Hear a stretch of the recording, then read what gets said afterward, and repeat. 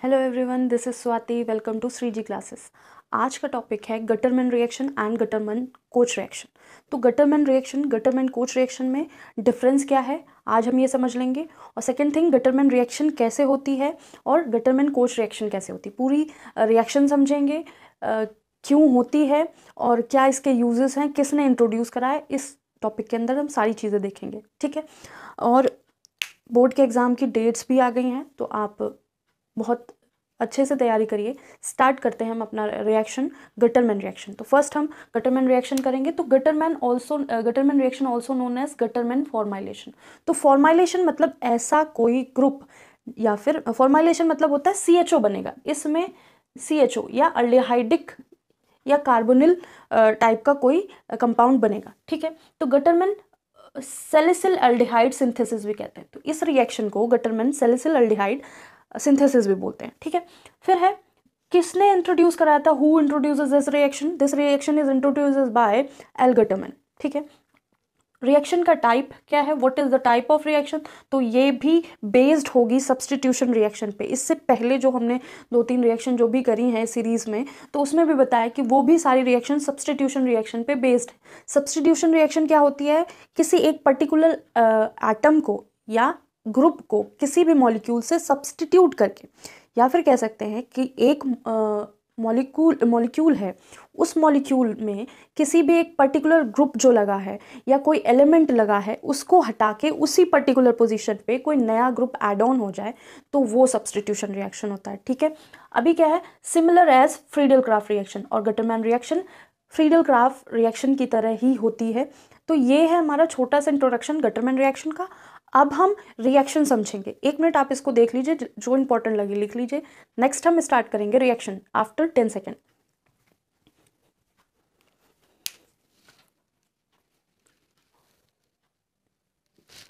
तो ये है हमारी reaction Gattermann reaction. It is a chemical reaction.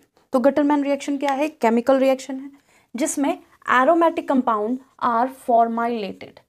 जो गटरमैन रिएक्शन है उसमें एरोमेटिक कंपाउंड्स का फॉर्माइलेशन किया जाएगा। एरोमेटिक कंपाउंड्स कैसे होते हैं, बेंजीन जैसे ग्रुप जिसकी जिसमें एरोमेटिसिटी होती है, या फिर जो हुंस रूल को फॉलो करते हैं, ठीक है। तो बेंजीन जैसे एलिमेंट्स जो एरोमेटिक होती हैं, जिसमें खुद की स्मेल होती है, एरोमेटिक स्मेल होती है, वैसे कंपाउंड जब उनका फॉर्माइलेशन किया जाएगा, फॉर्माइलेशन मतलब उनका अल्डिहाइडिक फॉर्म बनाया जाएगा, ठीक है।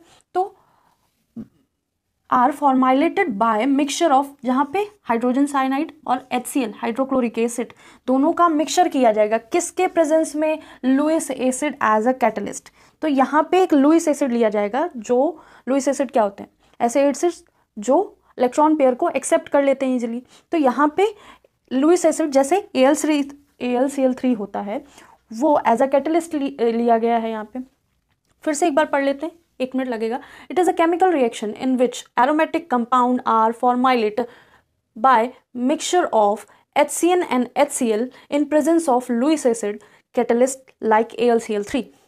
तो ये ऐसी रिएक्शन है जिसमें फॉर्माइलेशन हो रहा होगा एरोमेटिक कंपाउंड में by the mixture of HCN and HCl in the presence of Lewis acid, ठीक है।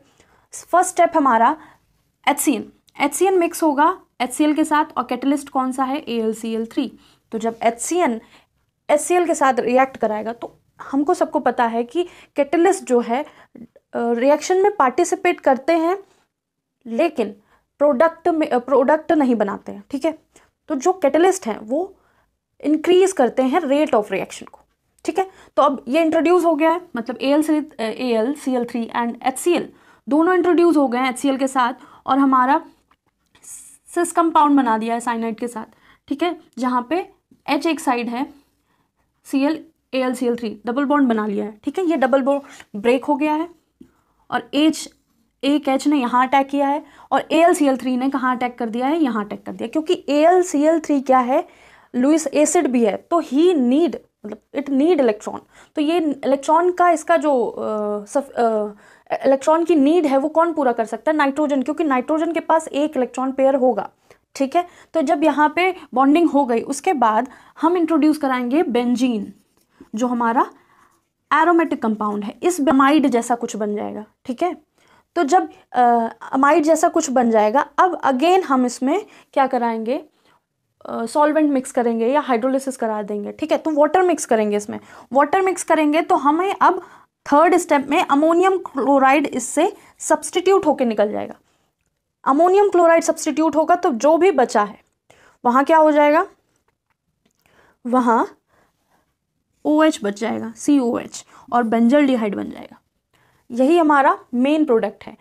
मतलब हमारा एम क्या था कि फॉर्माइलेशन करना है एरोमेटिक कंपाउंड का, तो हमने कुछ सब्सटीट्यूएंट्स लिए थे, वो सब्सटीट्यूएंट्स आपस में रिएक्ट कर गए।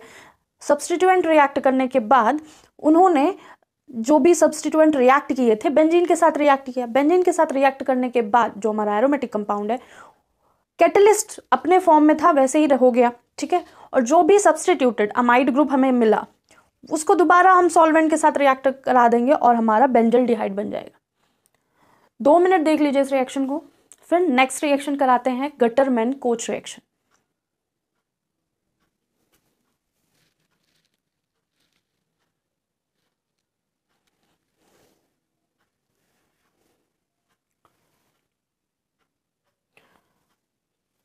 तो अब बात करेंगे हम गटरमैन कोच रिएक्शन की। तो गटरमैन कोच रिएक्शन कुछ नहीं, थोड़ा सा डिफरेंस है। वहाँ पे HCN यूज़ किया जा रहा था, यहाँ पे कार्बन मोनोऑक्साइड यूज़ किया जा रहा है, ठीक है। तो ये एक वर्जन ही है गटरमैन रिएक्शन का, या एक फॉर्म कह सकते हैं गटरमैन रिएक्शन का। सिमिलर ही प्रोसेस है, बस थोड़ा सा डिफरेंस है। तो गटरमैन जनरली ना पूछ के कन्फ्यूज़न क्रिएट करने के लिए गटरमैन कोच पूछ देते हैं, ठीक है।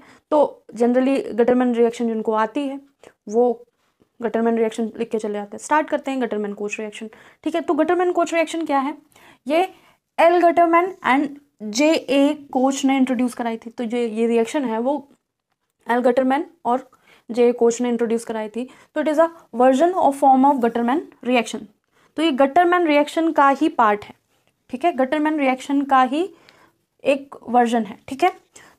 ये भी रिएक्शन किस पे वर्क करेगी, सब्सटीट्यूशन टाइप रिएक्शन है। जो रिएक्शन का टाइप है वो सब्सटीट्यूशन है, ठीक है। स्टार्ट करते हैं। हमारा रिएक्शन क्या है, benzene is treated with carbon monoxide in presence of anhydrous AlCl3 to give benzaldehyde. तो सिमिलरली जैसे वहाँ हमने इंट्रोड्यूस कराया था एक कैटलिस्ट को, तो यहाँ पे भी ये कैटलिस्ट ही है AlCl3, ठीक है। तो बेंजीन क्या है, एरोमेटिक कंपाउंड है। एरोमेटिक कंपाउंड को हमने इंट्रोड्यूस कराया, ट्रीट कराया कार्बन मोनोऑक्साइड के साथ in the presence of anhydrous. यहाँ पे एनहाइड्रस मतलब कि वाटर का या सॉल्वेंट कम है, वाटर की परसेंटेज कम है, ठीक है। ये वाटर है ही नहीं, ऐसा कुछ मान लेते हैं इन गिवन। तो हमको क्या मिलेगा, गिव्स बेंजल्डिहाइड। फिर से देख लेते हैं रिएक्शन क्या है, कार्बन मोनोऑक्साइड को रिएक्ट कराया गया हाइड्रोक्लोरिक एसिड से, तो हमको HCOCl मिल गया, ठीक है, ठीक है। अब HCOCl जो मिला है हमको, उसको रिएक्ट करा दिया कैटलिस्ट के साथ जो लुईस एसिड की तरह वर्क करेगा। और जैसे ही इसके साथ आएगा, क्योंकि इसके पास अनपेयर्ड इलेक्ट्रॉन है, वहाँ पे नाइट्रोजन के पास थे, यहाँ पे ऑक्सीजन के पास है, तो कैटलिस्ट जो है वो लुईस एसिड है। लुईस एसिड नीड इलेक्ट्रॉन, ठीक है। तो वो जनरली इलेक्ट्रॉन एक्सेप्ट करते हैं। जब इलेक्ट्रॉन एक्सेप्ट करेंगे तो उसी से बॉन्ड फॉर्मेशन करेंगे जिसके पास इलेक्ट्रॉन रिचनेस होगी, ठीक है। तो HCO के साथ AlCl3 ने क्या किया, बॉन्ड बना लिया। अब जब AlCl3 और HCOCl इनको इंट्रोड्यूस कराया गया किसके साथ, बेंजीन के साथ, तो हमारा जो प्रोडक्ट बना वो बेंजल्डिहाइड बन गया, ठीक है। जो हमारा प्रोडक्ट है वो बेंजल्डिहाइड बन गया और AlCl3 वहां से रिमूव हो गया।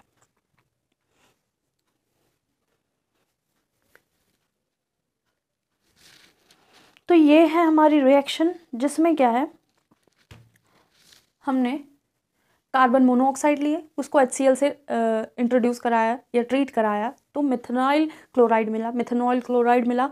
फिर हमने कैटलिस्ट के साथ रिएक्शन कराया, कैटलिस्ट के साथ रिएक्शन हुआ, तो फिर ये एक सब्सटीट्यूटेड एलिमेंट बना, एक एलिमेंट बना या फिर एक कंपाउंड बना। उसको हमने बेंजीन के साथ रिएक्शन कराया और हमारा HCl और साथ में AlCl3 निकल गया और क्या बना, बेंजल्डिहाइड बन गया। गटरमैन रिएक्शन और गटरमैन कोच रिएक्शन दोनों में ही बेंजल्डिहाइड बनेंगे और एरोमेटिक अल्डिहाइड या एरोमेटिक क्लोराइड भी बनते हैं, ठीक है। तो ये हमारा कौन सा रिएक्शन है, Gattermann Koch reaction. Gattermann coach और गटरमैन रिएक्शन में बस छोटा सा डिफरेंस है कि वहाँ पे HCN यूज़ हो रहा था, यहाँ पे कार्बन मोनोऑक्साइड यूज़ हो रहा है, ठीक है। 10 सेकेंड ये रिएक्शन देख लीजिए, फिर हम नेक्स्ट बात करते हैं।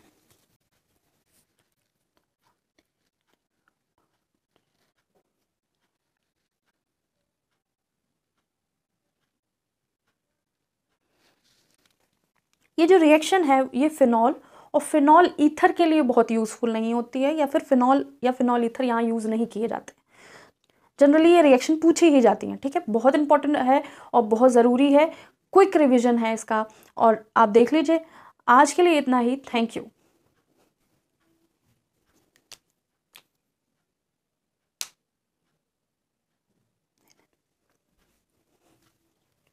आई होप आपको वीडियोस अच्छे लग रहे होंगे।